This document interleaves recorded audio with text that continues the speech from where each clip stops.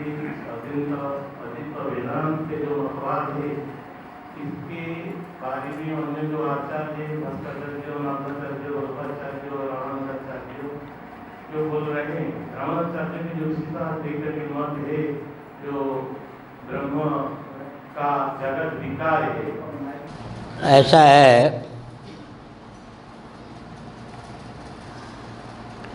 ब्रह्म ज्ञानावली माला भगवान शंकराचार्य के द्वारा विरचित एक ग्रंथ है। उसकी व्याख्या हमारे यहाँ से प्रसारित है, प्रकाशित है। ब्रह्म सत्यम जगन्मा मिथ्या ब्रह्म ज्ञानावली माला में भगवान शंकराचार्य का वचन सन्निहित है। लेकिन ज्यों के त्यों या उपनिषद का वचन है। लोगों को भ्रम है कि शंकराचार्य जी ने ब्रह्म को सत्य और जगत को मिथ्या कहा। ब्रह्म सत्य है ऐसा तो सभी आचार्य मानते हैं, वैष्णवाचार्य जितने हैं। जगत मिथ्या है ऐसा नहीं मानते, यही ना। तो वो शंकराचार्य की वाणी नहीं मानते या श्रुति की वाणी नहीं मानते, यह विचार करने की आवश्यकता है। क्योंकि अष्टोत्तर शत उपनिषदों में निरालंबोपनिषद का महत्वपूर्ण स्थान है। उसी का यह वचन है, ब्रह्म सत्यम जगन मिथ्या। शंकराचार्य जी ने तो उसको केवल उद्धृत किया है। जीवो ब्रह्मैव शुक्र रहस्योपनिषद का यह वचन है। मैंने सिद्ध किया है कि शंकराचार्य जी ने ब्रह्म ज्ञानावली माला नामक ग्रंथ में जो भी सिद्धांत ख्यापित किया है उसमें एक भी सिद्धांत ऐसा नहीं है जो उपनिषदों में पहले से विद्यमान न हो। तो शंकराचार्य की वाणी का खंडन उपनिषदों का, श्रुतियों का ही खंडन माना जाता है। अब रह गई बात, जिन्होंने श्री रामानुजाचार्य जी को विधिवत नहीं अध्ययन किया है, उनका यह कथन है कि जगत सत्य है। कठिनाई यह है कि अन्य वैष्णवाचार्यों ने, श्री मध्वाचार्य जी, श्री रामानुजाचार्य जी, श्री निम्बार्काचार्य जी, श्री वल्लभाचार्य जी आदि महान भावों ने भगवान शंकराचार्य के कथन या सिद्धांत को पूर्व पक्ष बनाया। तो आजकल के श्री वैष्णवों को शंकराचार्य से अत्यंत परहेज होने के कारण, उनके सिद्धांत को प्रतिपादित करने वाले ग्रंथों से दूरी के कारण पूर्व पक्ष का ही ज्ञान नहीं है। उनके आचार्यों ने जिसे पूर्व पक्ष बनाया, उसी का ज्ञान आजकल के वैष्णवाचार्य कहें या वैष्णव कहें नहीं है, तो उत्तर पक्ष का ज्ञान कैसे होगा। मैं तो सन 72 से श्री वृंदावन धाम में रहा हूँ। इस पद पर प्रतिष्ठित होने के एक सप्ताह पूर्व तक वृंदावन में ही था। अयोध्या से भी मेरा परिचय बहुत घनिष्ठ है, पुराना है। पुरी भी वैष्णवों का स्थान है, वहाँ भी मैं 25 वर्षों से रह रहा हूँ। कठिनाई यह है कि वैष्णव मत में दीक्षित होना एक अलग बात, लेकिन वैष्णव सिद्धांत का परिज्ञान होना एक अलग तथ्य है। आपको सुनकर आश्चर्य होगा, लगभग 78 की बात होगी।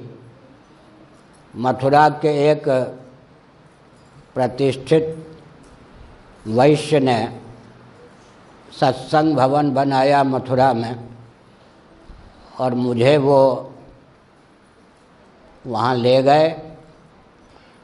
मैंने जो प्रवचन किया बिल्कुल श्री वल्लभ संप्रदाय के अनुसार, विशुद्धाद्वैत के अनुसार ही प्रवचन किया, क्योंकि वहाँ जो श्रोता थे 100% वल्लभ संप्रदाय के अनुगामी थे। मेरे प्रवचन के बाद श्रोताओं ने टिप्पणी क्या की, आपने शंकराचार्य का मत अच्छी तरह से प्रतिपादित किया, लेकिन आपने यह नहीं ध्यान रखा कि हम वल्लभ संप्रदाय के तो हमें बहुत प्रसन्नता हुई और मन ही मन खेद भी हुआ कि मैंने एक वाक्य भी ऐसा नहीं कहा जो वल्लभाचार्य जी को अभिमत ना हो, उन्हीं के सिद्धांत का प्रतिपादन किया।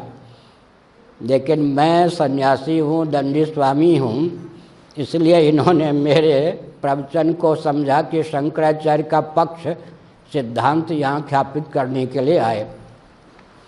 और भी नाम मैं भूल गया हूँ और जानता भी, याद भी होता तो नाम नहीं लेता। वल्लभ संप्रदाय के सबसे मूर्धन्य विद्वान, गीता जयंती में भाग लेने के लिए मथुरा से हम इंदौर जा रहे थे, मध्य प्रदेश। दैव योग से 4 सीटें थी एसी सेकंड क्लास में, ऊपर नीचे हम थे। एक मथुरा के चतुर्वेदी जी बहुत दिग्गज विद्वान और उनका एक शिष्य, ऊपर नीचे वो थे। अब संस्कृत के पंडितों का स्वभाव होता है भिड़ना प्रायः अगर साधन न करते हों तो भिड़ जाना, शास्त्रार्थ की चुनौती देना उनका स्वभाव होता है। तो उन्होंने कहा, महाराज पिछले वर्ष आप इंदौर नहीं गए, एक महामंडलेश्वर ने शंकराचार्य का सिद्धांत रखा, मैंने उनकी धिज्जी उड़ा दी। हम समझ गए कि ये अब लड़ना भिड़ना चाहते तो मैंने कहा धिज्जी उड़ा दी होगी। देखा उन्होंने कि लड़ने के लिए तैयार नहीं है। अब रात भर लड़ते हम या चैनपूर्वक विश्राम करते। उन्होंने कहा शंकराचार्य के सिद्धांत की मैंने धिज्जी उड़ा दी। मैंने कहा उड़ा दी होगी बहुत तंग करने लगे। तो हमने कहा चौबे जी बताइए। तो मैं तो पूर्व वर्ष में मंच पर था ही नहीं, इंदौर गया ही नहीं। महामंडलेश्वर जी ने क्या कहा और आपने किस प्रकार खंडन किया, थोड़ा बताइए। तो महामंडलेश्वर जी के पक्ष का उन्होंने अनुवाद किया। उन्होंने जो खंडन किया होगा उसे बताया मुझे। मैंने कहा चौबे जी आपने जो खंडन किया वो शंकराचार्य का खंडन किया या वल्लभाचार्य का खंडन किया? हाँ कैसे? हमने कहा बिल्कुल ये तो वल्लभाचार्य का खंडन आपने किया। फिर हमने उनके ग्रंथों का उदाहरण दे के बताया कि आपने शंकराचार्य का खंडन नहीं किया, आपने ही आचार्य का खंडन किया। उसके बाद वो चतुर्वेदी जी जब तक जीवित रहे मेरे सामने, महाराज प्रणाम, महाराज प्रणाम। तो हमको आश्चर्य हुआ, कष्ट भी हुआ कि वल्लभ संप्रदाय के सबसे मूर्धन्य विद्वान जो मथुरा के थे उन दिनों, वृंदावन में भी वो बुलाए जाते थे, श्री वल्लभ महाभाग की जयंती के अवसर पर प्रवचन करते थे, उनको ही अपने संप्रदाय का विधिवत ज्ञान नहीं था। अब श्री रामानुजाचार्य जी का आपने नाम लिया तो सुनिए। ना सतो विद्यते भावो ना भावो विद्यते सतः, भगवत गीता के दूसरे अध्याय में यह वचन श्री कृष्ण का है या नहीं? इस वचन पर श्री रामानुजाचार्य महाभाग का जो भाष्य है उसे पढ़िए, फिर बताइए कि शंकराचार्य के भाष्य से कहाँ असहमति है। यहाँ असत शब्द का प्रयोग किया गया है। अब श्री रामानुजाचार्य महाभाग के सामने इस श्लोक को देखकर भाष्य लिखते समय विचित्र पहेली प्रस्तुत हो गई। यहाँ असत शब्द का जो प्रयोग किया है भगवान श्री कृष्ण ने, शंकराचार्य ने तो नहीं किया। वह श्लोक शंकराचार्य का निर्मित तो नहीं है ना, भगवान श्री कृष्ण का वचन है। यहाँ असत का अर्थ क्या करना चाहिए? एक बहुत उच्च न्याय है, नियम है, तथ्य है, अप्राप्त का प्रतिषेध नहीं होता। जो प्राप्त ही नहीं है उसका निषेध नहीं हो सकता, प्राप्त का ही निषेध होता है। तो बंध्यापुत्र तो प्राप्त ही नहीं है, शशसिंह तो प्राप्त ही नहीं है, उसका निषेध कहाँ से प्राप्त होगा? यहाँ असत शब्द का प्रयोग किया गया है, तो किसके लिए? तो श्री रामानुजाचार्य जी ने कहा कि जगत के लिए। हो गया ना। और विष्णु पुराण में पराशर महर्षि ने जो उपदेश दिया है उस वचन को उद्धृत कर दिया श्री रामानुजाचार्य महाभाग ने। ज्ञानम ब्रह्म, ज्ञानातिरिक्त सब असत है, मिथ्या ही नहीं असत भी कह दिया रामानुजाचार्य जी ने जगत को। अब जिनको विधिवत श्री रामानुज भाष्य का ही अध्ययन नहीं है वो तो चौंक जाएंगे। तो शंकराचार्य जी का खंडन करते करते करते करते इतना मंडन कर दिया श्री रामानुजाचार्य जी ने यहाँ पर। अच्छा, सबसे कट्टर द्वैतवादी मध्वाचार्य जी महाभाग तत्वमसि का अर्थ करते हैं तस्यत्वमसि, ठीक है। अब 13वें अध्याय के अंतिम श्लोक का अर्थ विचार कीजिए। क्षेत्र क्षेत्रज्ञयोरेव मंतरम ज्ञान चक्षुषा भूत प्रकृति मोक्षंच ये विदुर्यान्ति ते परम। श्री रामानुजाचार्य की बात नहीं, श्री रामानुजाचार्य तो द्वैत प्रधान अद्वैत को मानते हैं। निम्बार्काचार्य महाभाग द्वैत अद्वैत को तुल्य बल देते हैं। श्री वल्लभाचार्य महाराज विशुद्ध अद्वैत ही मानते हैं। लेकिन मध्वाचार्य महाभाग तो अद्वैत को छूते ही नहीं, सर्वथा द्वैत ही मानते हैं। उन मध्वाचार्य महाभाग का जो भाष्य है, क्षेत्र क्षेत्रज्ञयोरेव मंतरम ज्ञान चक्षुषा भूत प्रकृति मोक्षंच ये विदुर्यान्ति ते परम, गीता के 13वें अध्याय के अंतिम श्लोक में जो तथ्य प्रकाशित किया गया उसे बहुत सूत्रात्मक वाक्य में मध्वाचार्य जी ने बताया। भूत माने पंचभूत, कार्यात्मक प्रपंच को भी भूत कहते हैं। प्रकृति माने उनका उपादान कारण कौन है? त्रिगुणमयी प्रकृति। दोनों का मोक्ष माने दोनों का अनित्यत्व मिथ्यात्व बाध। इसका अर्थ हुआ भूत और प्रकृति से विविक्त परमात्मा है। परमात्मा की जो ठोस सत्ता है पारमार्थ की, वो ठोस सत्ता न प्रकृति को प्राप्त है, न पंचभूतों को प्राप्त है, न भौतिक प्रपंच को प्राप्त है। इस श्लोक के भाष्य को देखें तो कट्टर द्वैतवादी मध्वाचार्य ने भी भगवान शंकराचार्य का ही पक्ष समर्थित किया है। एक बार आपने शायद नाम सुना हो राम सुखदास जी का, गीता प्रेस, उनकी गीता संजीवनी बहुत मोटी गीता पर व्याख्या भी छपी है। सन 72 में उन्होंने हमको बुलाया था वृंदावन से 1972 में। 1 महीने हमको अपने साथ कलकत्ता में रखा, 1 महीना बम्बई में। 2 घंटे नित्य गीता पर विचार विमर्श होता था। श्री राम सुखदास जी ने, उस समय भी उनकी आयु शायद 80 वर्षों की होगी। 80 वर्षों में समझ लीजिए कि 75 वर्षों से गीता का ही अध्ययन किया था। गीता का रात्रि के 2 बजे से वो गीता का अध्ययन शुरू कर देते थे, मुझे मालूम। एक जगह प्रवचन था, शाम को कार में हमको बैठा के ले जा रहे थे। चलती हुई कार में उन्होंने कहा, उन दिनों में सन्यासी नहीं था, ब्रह्मचारी था। ब्रह्मचारी जी मध्वाचार्य जी ने 13वें अध्याय के अंतिम श्लोक का जो अर्थ किया है वो तो शंकराचार्य का ही अर्थ किया हुआ है। तो हमने कहा और कोई उपाय नहीं है। कौन आचार्य कहाँ जाकर न चाहते हुए भी शंकराचार्य को ज्यों के त्यों स्वीकार कर लेते हैं, इसका बोध होना चाहिए। तो मुस्कुराए। तो हमने क्या संकेत किया? अब थोड़ा विचार कीजिए। कठोपनिषद में कहा गया नित्यो नित्यानाम, अनित्यानाम भी होता है, प्रश्लेष का ले तो नहीं, तो नित्यानाम नित्य है। बृहदारण्यक उपनिषद में और भागवत में कहा गया सत्यस्य सत्यम, सत्यस्य सत्यम। नंबर 2 का सत्य कौन हुआ और 1 नंबर का सत्य कौन हुआ? नंबर 2 का रुपया और नंबर 1 का रुपया, तो समझते हैं। सत्यस्य सत्यम जब कहा गया तो जिसके आगे संबंध विभक्ति का प्रयोग किया गया है वो सत्य कौन है? जगत है या नहीं? उससे उत्कृष्ट सत्य परमात्मा है या नहीं? सत्यस्य सत्यम बृहदारण्यक उपनिषद भी कहती है, भागवत भी कहता है। नित्यो नित्यानाम, नित्यानाम बहुवचन है। नित्यों का जो नित्य है, दोनों नित्य में अंतर हुआ या नहीं? जगत को सत्य मानेंगे। सुनो आप, डालडा को जब घृत मान लेंगे तो सचमुच का जो घृत होगा उसके लिए कुछ लगाना पड़ेगा ना, शुद्ध घी लगाना पड़ेगा या नहीं। शुद्ध घृत, डालडा को जब घृत कहने की परंपरा चल पड़ी तो उस घृत से विशुद्ध अतीत सचमुच में घृत को क्या कहना पड़ा, शुद्ध घी। तो सत्यस्य सत्यम जब कहते हैं, जगत सत्य है और ब्रह्म सत्य का सत्य है।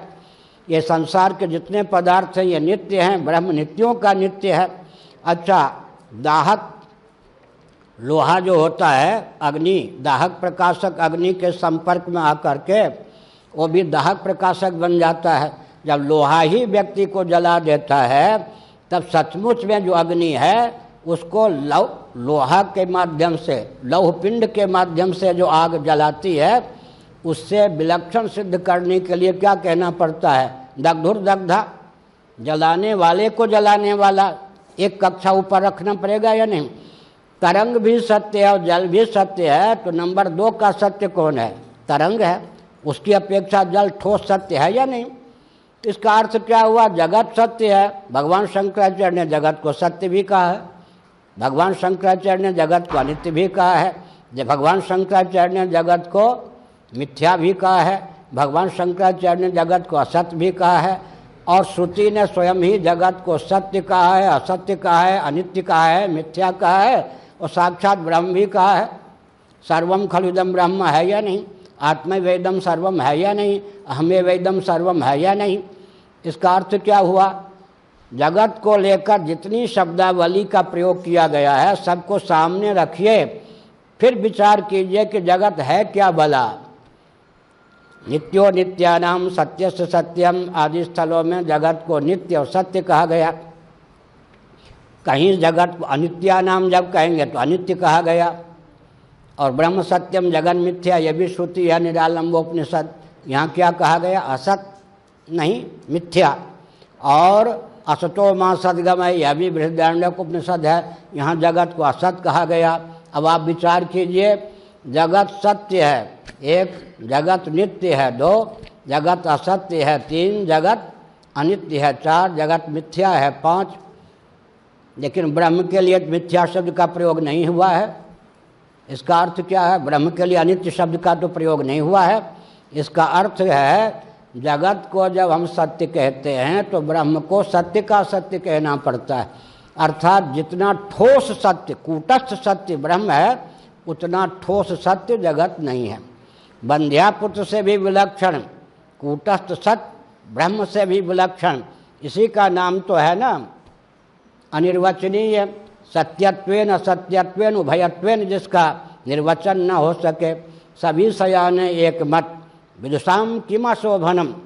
श्रीमद् भागवत में भगवान श्री कृष्ण का वचन है, सभी सयाने एक मत। श्री रामानुजाचार्य, मध्वाचार्य जी महाभाग, निम्बारकाचार्य जी महाभाग, रामानंदाचार्य जी महाभाग, वल्लभाचार्य जी महाभाग, ये सब के सब प्रबुद्ध दिव्य महापुरुष थे। सत्य सहिष्णुता की क्रमिक अभिव्यक्ति की भावना से इन्होंने अपने भावों को व्यक्त किया, और अंत में हम लोगों को मालूम है कि कहाँ जाकर कौन से आचार्य भगवान शंकराचार्य को बहुत उन्मुक्त स्वर से स्वीकार करते हैं।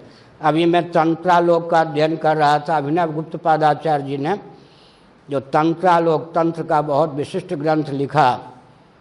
एक खंड, पहला खंड में देख रहा था यहाँ पुरी में, मुझे बहुत आश्चर्य हुआ। वे भी शक्ति को, जगत को सत्य मानते हैं, ब्रह्म का परिणाम मानते हैं। वल्लभाचार्य का सिद्धांत क्या है, कश्मीरी शैवों का सिद्धांत ले लीजिए, शिव के स्थान पर विष्णु कहना प्रारंभ कीजिए, बस वही हो गया।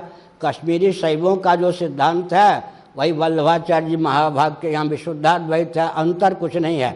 शिव के स्थान पर नारायण विष्णु कहते जाइए, हो गया काम। तो हमने एक संकेत किया, श्री अभिनव गुप्त पादाचार्य जी ने जब शक्ति का, शक्तिमान का निरूपण किया है तो चलते चलते शक्ति का निरूपण करते करते वहाँ पहुँचा दिया जहाँ शंकराचार्य पहुँचाते हैं, और कोई चारा नहीं है, मार्ग नहीं है। ये बहुत बड़ा भ्रम है कि ब्रह्म सत्यम जगन मिथ्या, ये शंकराचार्य का सिद्धांत है। शंकराचार्य ने श्रौत सिद्धांत को ही ज्यों के त्यों उद्धृत किया। ये तो उपनिषद है, तो मुझे कहने में कोई संकोच नहीं है। सामान्य संस्कृत जानने वाला भी न द्वैती हो न द्वैती, समझ गए, सब आग्रह को थोड़ी देर के लिए ताक पे रहकर केवल 108 उपनिषद मूल पढ़ ले, फिर अगर वो शंकराचार्य के किसी सिद्धांत से सहमत न हो तो मेरे पास आ जाए। 108 उपनिषद केवल मूल पढ़ ले, कोई टीका नहीं, न शंकराचार्य का भाष्य न कुछ, 108 पर तो है भी नहीं, केवल 108 उपनिषद मूल कोई पढ़ ले। तेजोबिंदु उपनिषद पढ़ लीजिए, महोपनिषद पढ़ लीजिए, निरालंबोपनिषद पढ़ लीजिए, इसका मतलब नेह नानास्त किंचन पढ़ लीजिए, यहाँ नाना कुछ भी नहीं है, मृत्तिकेते सत्यम पढ़ लीजिए, इसका मतलब शंकराचार्य से असहमति का अर्थ होता है श्रुति से असहमति। केवल 108 उपनिषद मूल कोई पढ़ ले, चाहे द्वैती हो अद्वैती, आग्रह कुछ न रखे, तो 108 उपनिषद अगर कोई पढ़ लेगा मूल एक बार भी, तो उसका अपने आप मौन धारण कर लेगा, शंकराचार्य के विरोध में मुंह खोलने की आवश्यकता ही नहीं होगी। फिर दूसरी बात हम कहते हैं, श्री जगन्नाथ जी को किसने प्रतिष्ठित किया? जिन्होंने श्री जगन्नाथ जी, बलभद्र जी, सुभद्रा जी को पुनः प्रतिष्ठित किया दारू ब्रह्म को, 144 वर्षों तक तो उनका दर्शन सुलभ नहीं था, उनको क्या आप भक्त नहीं कहेंगे क्या? जिन्होंने बद्रीनाथ जी को पुनः प्रतिष्ठित किया उनको आप भक्त नहीं कहेंगे? जिन्होंने द्वारकानाथ जी को पुनः प्रतिष्ठित किया उनको आप भक्त नहीं कहेंगे? और जो आकाश मार्ग से उड़े गमन करने वाले भगवान शंकराचार्य जी ने मंडन मिश्र के यहाँ आकाश मार्ग से गमन किया या नहीं?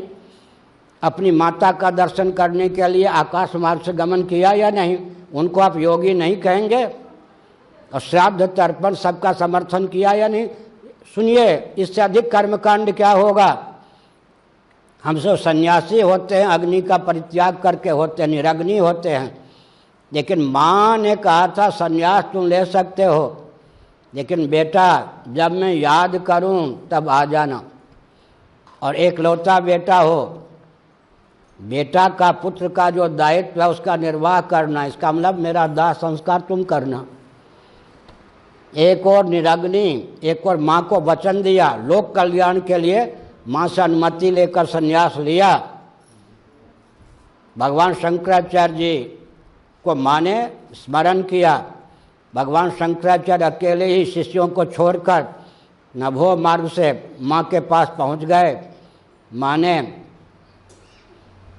कहा बेटा तुम आ गए, मैंने जो कहा था उसका ध्यान है ना? अर्थात अंत्येष्टि संस्कार तुमको ही करना है। भगवान शंकर का स्मरण किया शंकराचार्य जी ने, भगवान शंकर प्रकट हो गए, बेटा बहुत अच्छे हैं लेकिन मेरी रुचि तो, तब अपने कुलदेव भगवान श्री कृष्ण का स्मरण किया। किन्होंने? शंकराचार्य जी ने। श्री कृष्ण भगवान प्रकट हो गए, उनको देखकर माँ प्रमुदित हो गई। श्री कृष्ण भगवान का माँ को दर्शन कराया, माँ ने देह त्याग किया। अब जाति बिरादरी वालों को शंकराचार्य ने कहा माँ को वचन दे चुका हूँ, दाह संस्कार, उन्होंने कहा सन्यासी हो पतित माने जाओगे, हम अग्नि भी नहीं देंगे। पड़ोसियों ने आग भी नहीं दी। शंकराचार्य की आयु छोटी थी, माँ के भुजदंड का मंथन करके किसी तरह से घर के बाहर ले गए। माँ के भुजदंड का मंथन करके आग प्रकट की, इधर उधर से काष्ठ का चयन किया, दाह संस्कार किया। फिर उन्होंने अपनी बिरादरी वाले निम्बूदरी पाद ब्राह्मणों को शाप दिया, तुमने माँ की अंत्येष्टि में मेरा साथ नहीं दिया, तुम्हारे यहाँ जो मरेंगे दरवाजे पर ही उनका दाह संस्कार होगा। ये शाप, दरवाजे पर, घर के बाहर ही तुम्हारे यहाँ सबका दाह होगा, क्योंकि मुझे अपनी माँ का दाह करने के लिए स्मशान तक ले जाने में सहयोग नहीं दिया, आग भी नहीं दी। वो शाप आज भी लगा हुआ है। तो हमने कहा ये कर्मकांड की इससे अधिक पराकाष्ठा क्या होगी? कर्मकांड की रक्षा शंकराचार्य जी ने की, उपासना कांड की रक्षा की, योग की रक्षा की, और क्या की? ज्ञान की रक्षा की। हो गया बहुत विस्तार पूर्वक उत्तर। आगे